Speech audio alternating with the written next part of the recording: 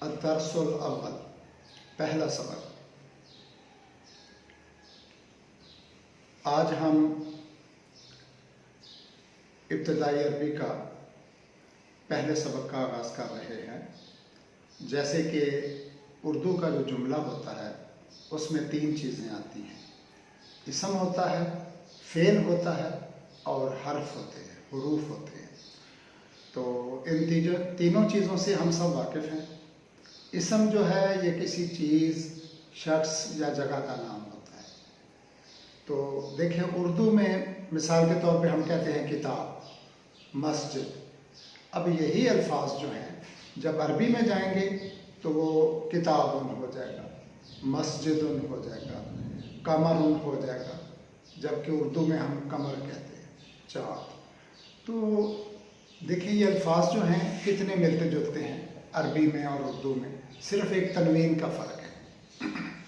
تو یہ جو اسم ہوتا ہے یہ 2 قسم کا ہوتا ہے، نکرہ ہو سکتا ہے اور معرفہ ہو سکتا ہے۔ جیسے کہ ہم سب جانتے ہیں نکرہ عام چیز کے نام کو کہتے ہیں اور معرفہ خاص چیز کو کہتے ہیں۔ جیسے انگلش میں کامن ناؤن اور پراپر ناؤن ہوتا ہے۔ تو عربی میں نکرہ کو معرفہ بنانے کے لیے بڑا آسان سا طریقہ ہے کہ نکرہ سے پہلے الف لام کا اضافہ کر دیا جاتا ہے۔ جس طرح انگلش میں دی کا اضافہ کیا جاتا ہے شروع میں، جیسے بک سے پہلے دی بک، اسی طرح کتاب سے پہلے اردو میں عربی میں کتابن سے پہلے الکتاب، الف لام لگ گیا تو الکتاب ہو گیا، کتابن کی تنوین گر جاتی ہے اور الف لام کی وجہ سے اب یہ الکتاب پڑھا جائے گا۔ اسی طرح مسجدن ہے، یہ نکرہ ہے، جب ہم اس کو الف لام لگائیں گے تو یہ ہو جائے گی المسجد۔ تو جس لفظ کو الف لام لگا کے نکرہ سے معرفہ بنایا جائے اس کو معرفہ بننے کے بعد معرف باللام کہتے ہیں۔ یہ ایک ٹیکنیکل ٹرم ہے، اصطلاح ہے۔ اگر آپ اس کو بھول بھی جائیں کہ معرف باللام کے الفاظ اس کے لیے استعمال ہوتے ہیں تو اس میں بھی کوئی حرج والی بات نہیں، لیکن یہ چونکہ کتابوں میں بعض جگہ پہ لکھا ہوا آتا ہے کہ یہ لفظ معرف باللام ہے یا معرف باللام کے ساتھ ایسے کیا جاتا ہے، تو آپ کو کم از کم پتہ ہو تاکہ کہیں یہ لفظ آئے معرف باللام کا تو آپ سمجھ سکیں کہ معرف باللام سے مراد ہے وہ نکرہ جس کو الف لام لگا کے معرفہ بنایا گیا۔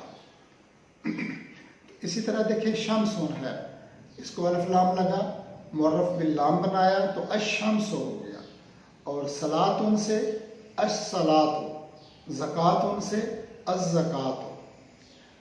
اچھا اس میں آپ نے ایک چیز نوٹ کی ہوگی کہ جو پہلے 3 حروف ہیں الکتاب، المسجد، القمر، ان میں لام کے اوپر جزم آ رہی ہے اور لام بولا جا رہا ہے، جبکہ یہ 3 آخری جو ہیں الشمس، الصلاۃ، الزکات، ان میں لام جو ہے اس کا تلفظ ادا نہیں کیا جا رہا، بولا نہیں جا رہا، بلکہ الف لام کا جو لام ہے وہ جو نکرہ حرف ہے اس کے پہلے حرف میں مدغم ہو گیا۔